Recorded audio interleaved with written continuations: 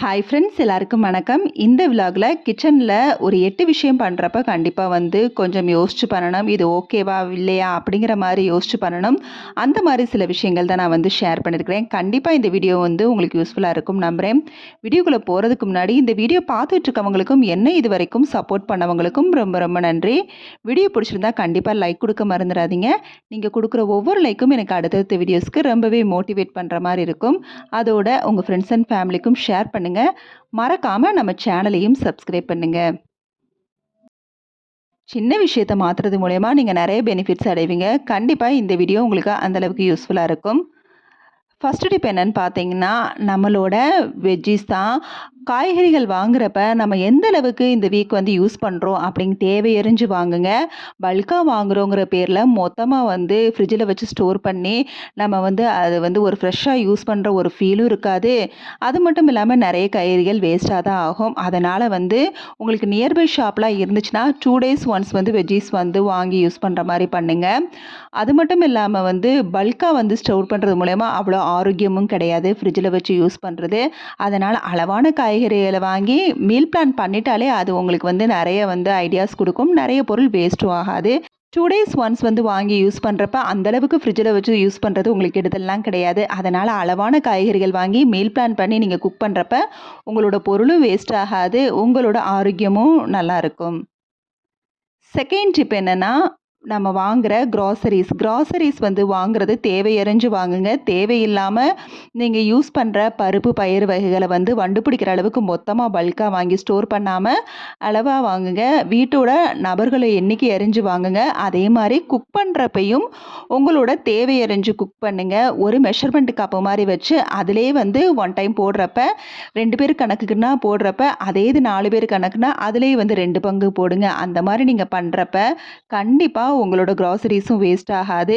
இன்றைக்கி இந்த அளவுக்கு அரிசி குக் பண்ணுறது நம்மளுக்கு பத்தலை அப்படின்னா மறுநாள் கொஞ்சம் சேர்த்து போடுங்க. இந்த மாதிரி பண்ணுறப்ப உங்களுக்கு நிறைய சாப்பாடும் வேஸ்ட் ஆகாது, க்ராசரிஸும் வேஸ்ட் ஆகாது.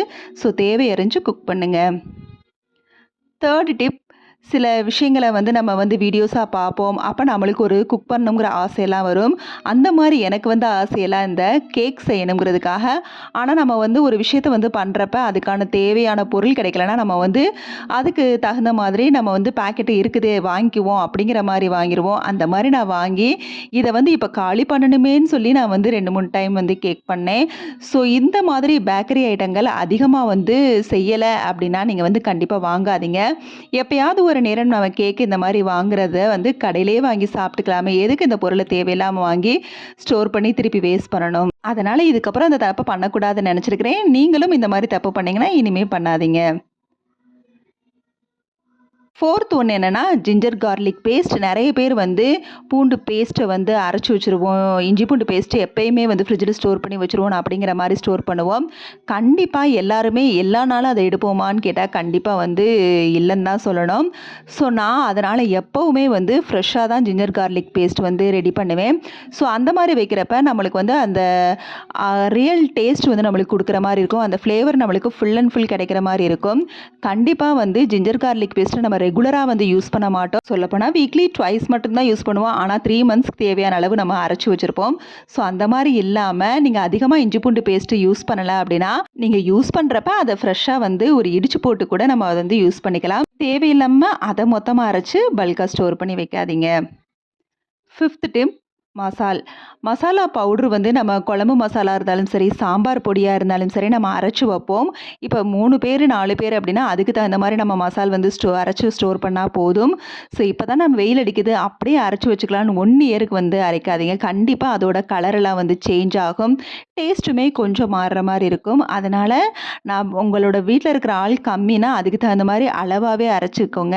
அரைச்சி வைக்கிற மசால் பொடியை நம்ம காற்று போகாத மாதிரி நல்லா டைட்டாக அமுக்கி விட்டு அது மேலே அப்படியே அமுத்தி வச்சு நல்லா க்ளோஸ் பண்ணி உள்ளே வச்சிட்டிங்கன்னா ரொம்ப நாளைக்கு கலரும் சேஞ்ச் ஆகாமல் வாசமும் போகாமல் இருக்கும். ஏன்னா நிறைய இப்போ வெரைட்டி ரைஸ் குக் பண்ணுறவங்கள தான் அதிகமாக ஆகிப்போச்சு. அதனால் மசால் பொடியை பல்காக அரைச்சி வைக்காதீங்க. 6th ஒன் என்னன்னு பார்த்தீங்கன்னா, பேஸ்கெட் கார்லிக்கு சரி, ஆனியன் சரி, இதெல்லாம் வந்து ஸ்டோர் பண்ணி வைக்கிற பேஸ்கெட் வந்து ஃபுல்லாவே வந்து ஏர் சர்க்குலேஷன் இருக்கிற மாரி பார்த்துக்கங்க. அடியில வந்து க்ளோஸ்டா இருக்கிற மாரி இருந்தாலும், நம்மளுக்கு அந்த ஏர் சர்க்குலேஷன் கொஞ்சம் அடைச்ச மாரி ஆயிரும். அதனால இந்த கூடை ஃபுல்லாவே வந்து ஹோல்ஸ் இருக்கிற மாரி பார்த்துக்கங்க.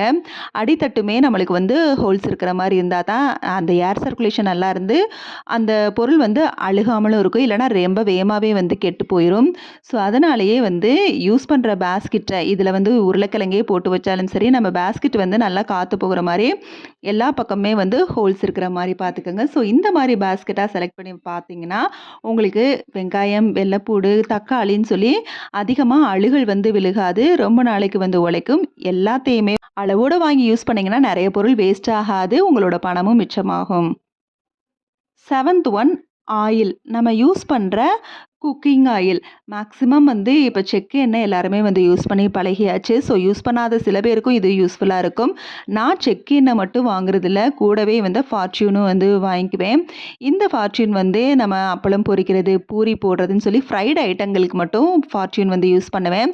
ஸோ நான் வந்து யூஸ் பண்ற ஆயில் வந்து 3 விதமா யூஸ் பண்றதுனால, அதாவது கடலெண்ணெய், நல்லெண்ணெய், சன்ஃப்ளவர் ஆயில் தான் யூஸ் பண்றேன். நாம வந்து இந்த மாரி பல ஆயில வந்து யூஸ் பண்றது மூலியமா, கண்டிப்பா நம்மளுக்கு வந்து எந்த ஒரு அந்த ரீசைக்ளிங் மெத்தட் மாரி நம்ம வந்து யூஸ் பண்ணிட்டுருக்கோம். ஸோ, ஒரே ஆயில வந்து தொடர்ச்சியா யூஸ் பண்றதுக்கு பதிலா, இந்த மாரி யூஸ் பண்றது நல்லதுன்னு சொல்லுவாங்க.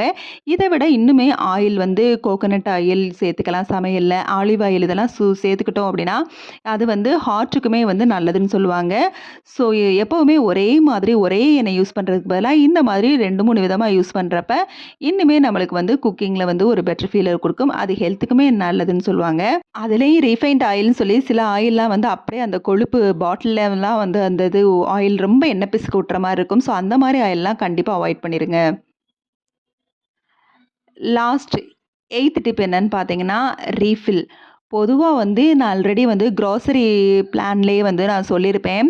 ரீஃபில்டு ஐட்டங்கள் வந்து வாங்குறது ரொம்ப நல்லது. நம்மளுக்கு ரொம்ப அமௌண்ட்ட வந்து மிச்சப்படுத்தி கொடுக்கும். சம்டைம்ஸ் வந்து நம்ம வாங்குற வந்து அடிக்கடி வந்து பாட்டில்ல இருக்கிறதே வாங்குறது. பொதுவா வந்து வாஷிங் பவுடர்ன்னு வாங்குனோம், வாஷிங் லிக்விடு, அதுக்கப்புறம் விம் லிக்விடு இந்த மாரி லிக்விட் வாங்குறப்போ, ஒவ்வொரு தடவையும் நம்ம பாட்டில் வாங்குறப்ப, கண்டிப்பா அதோட அமௌண்ட் வந்து அதிகமா தான் இருக்கும். இதே இது ஒன்ஸ் நம்ம பாட்டில் வாங்கிட்டு அடுத்து ரீஃபில் வாங்கி அதில வந்து ஃபில் பண்ணி வைக்கிறப்ப கண்டிப்பா நம்மளுக்கு வந்து அமௌண்ட் வந்து மிச்சமாகும். நார்மலா நீங்க வந்து கடையில இருக்கிறத எடுத்து பார்த்தாலே தெரியும். பாட்டில்ல இருக்கிறத விட ரீஃபில் பாக்கெட்டோட ஐட்டம் அதாவது ரேட் வந்து ரொம்பவே வந்து கம்மியா தான் இருக்கும். கண்டிப்பா வந்து ஒன்ஸ் நீங்க வந்து பாட்டில் வாங்கிட்டீங்க அப்படின்னா, அடுத்தடுத்து ரீஃபில் வந்து வாங்கி பழகுங்க. இப்ப டெட்டாலுமே பார்த்தீங்கன்னா, இந்த ரீஃபில் பாக்கெட் வந்து ₹50 தான். இதே இது வந்து பாட்டிலோட வாங்குனோம் அப்படின்னா, அதோட அமௌண்ட்டு ₹99ன்னு போட்டிருக்குது. ஸோ நான் ரொம்ப நாளாவே வந்து ரீஃபில் இது மட்டும் தான் வாங்கினேன். இந்த டெட்டால் பாட்டில்லாம் எப்பயோ வாங்கினது தான். இதோட இதில ரேட் வந்து 99 இருக்குது. நான் ரீஃபில் இப்ப இந்த பாக்கெட்ல ஊத்துறது ₹50. ஸோ நம்மளுக்கு எந்த அளவுக்கு வந்து அமௌண்ட் வந்து மிச்சமாகுதுன்னு சொல்லி பாருங்க. ஸோ முடிஞ்ச அளவுக்கு ரீஃபில் பாக்கெட்டா வந்து வாங்கி பழகுங்க. திரும்ப திரும்ப நம்ம ஃபில் பண்ணிக்கலாம். அதில வந்து நம்மளுக்கு ஒண்ணும் டைம் வேஸ்ட் ஆகாது. ஸோ இது மூலியமா நம்ம அமௌண்ட்டு இப்போ கிட்டத்தட்ட ஒரு ₹40 வந்து மிச்சமாகுது. ஸோ கண்டிப்பா இந்த மாதிரி வந்து யூஸ் பண்ணி பழகுங்க. நான் இதில சொல்லியிருக்க டிப்பெல்லாம் கண்டிப்பா உங்களுக்கு யூஸ் ஆகும்னு நம்புறேன். Okay, bye. தேங்க்ஸ் ஃபார் வாட்சிங்.